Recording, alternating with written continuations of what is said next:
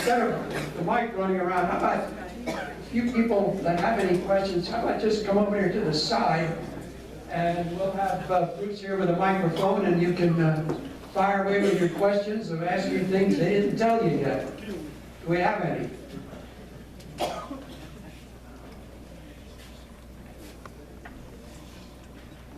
No questions for the commissioners. I'm going to hold me to my schedule anyway.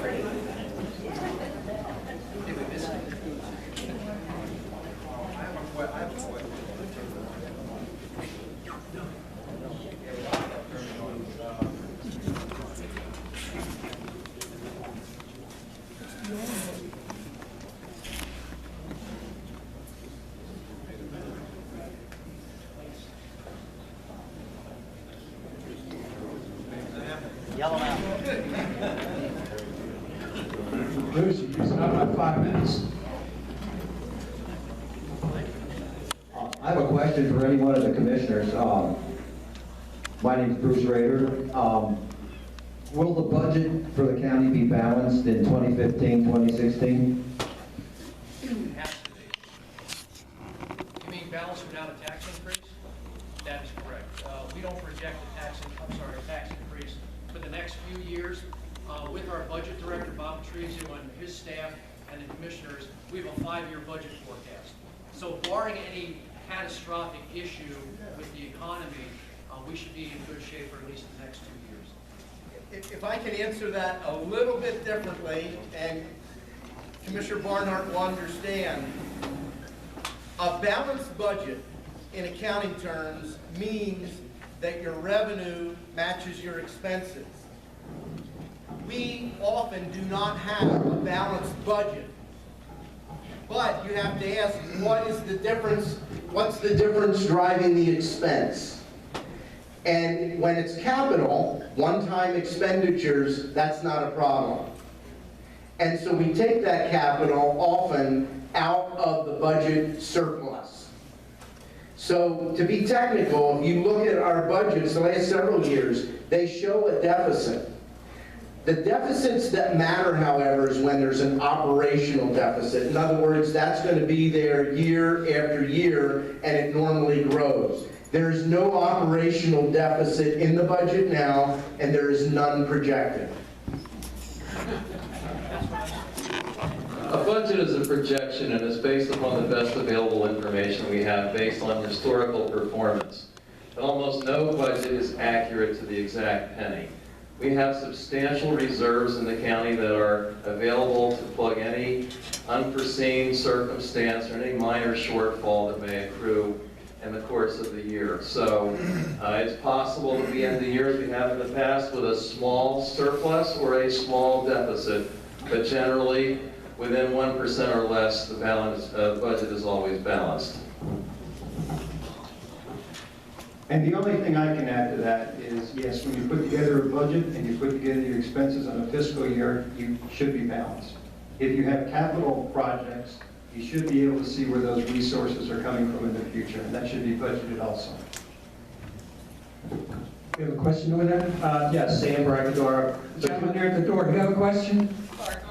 Sorry. Okay. Sam Bracadora. Just give me a little bit of an explanation of your thoughts on the county alertas.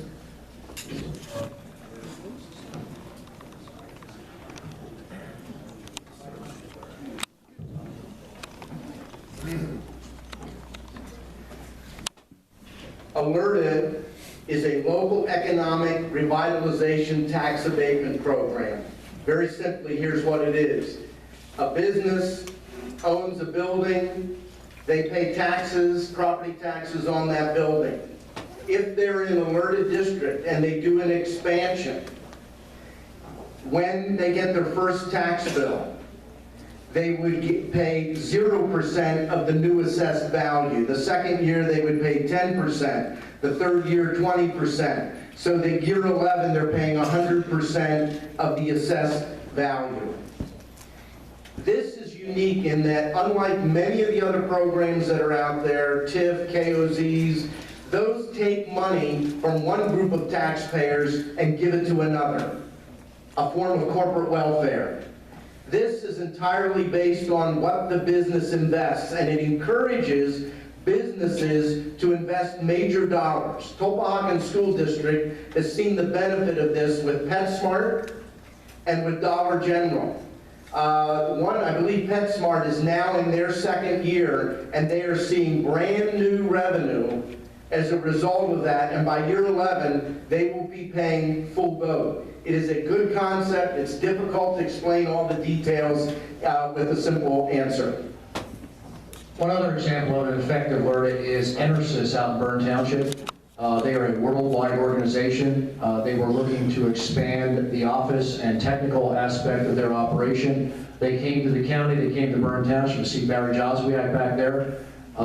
And they were successful in negotiating an alert to keep that facility here. They have facilities across the country. They could have gone anywhere else. They could have actually closed down EnerSys in Bern Township and went elsewhere. So between the county and the school district and Bern Township, we were successful in keeping them here in Berks County. Thank you. I'm going to make sure we get a chance to some questions here, so let's try to be a 30-second to a minute answer. We got another question over there? Yeah, a question. You stated that prison's one of the county's biggest, 20 takers, we'll say. And you stated about not having nonviolent criminals in the county prison system versus using different methods. Where'd you draw the line on nonviolent criminals?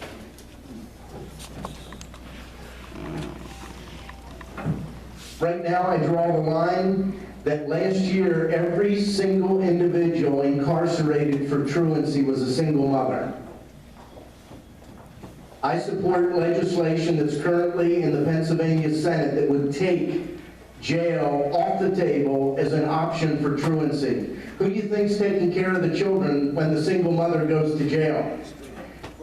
Children and youth, often they end up in children and youth services.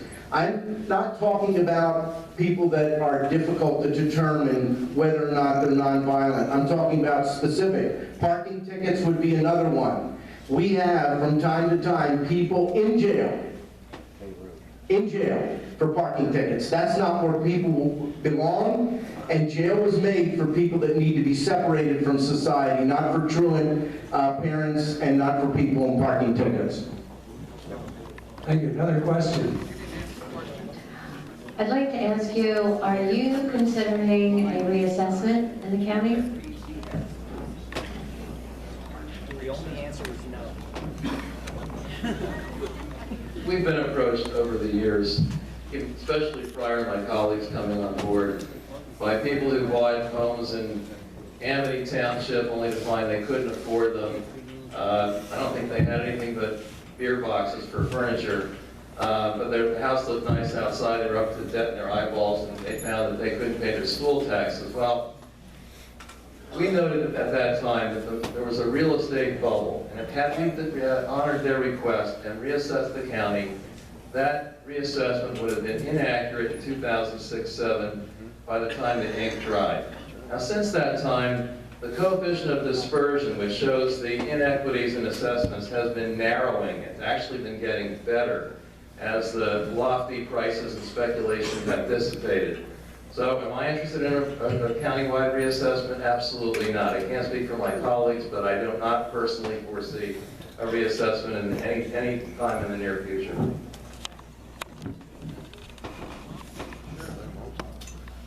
Yeah, I was on the school board for a number of years, and I think a reassessment is probably necessary, or over maybe a 10-year period, every 10 years or maybe every 15 years, but we should be doing a reassessment because it does get out of kilter every once in a while.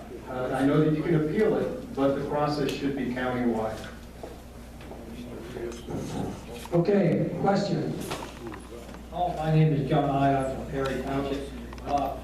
Over the past several weeks, there's been articles and pictures in the newspaper about the district attorney's office confiscating lots of weapons and tens if not hundreds of thousands of dollars of drug dealings and stuff. What happens to those weapons and the money that they confiscated if it's not returned to the people if they're not convicted? I would ask John Curlin to answer this, but I think it's held until the disposition of the court case. And then the money is drug forfeiture money, and the weapons are ultimately destroyed once the case is going through the court system. Am I correct, John Curlin? Typically, although there's an option to pursue forfeiture earlier, but we never do so until the conviction.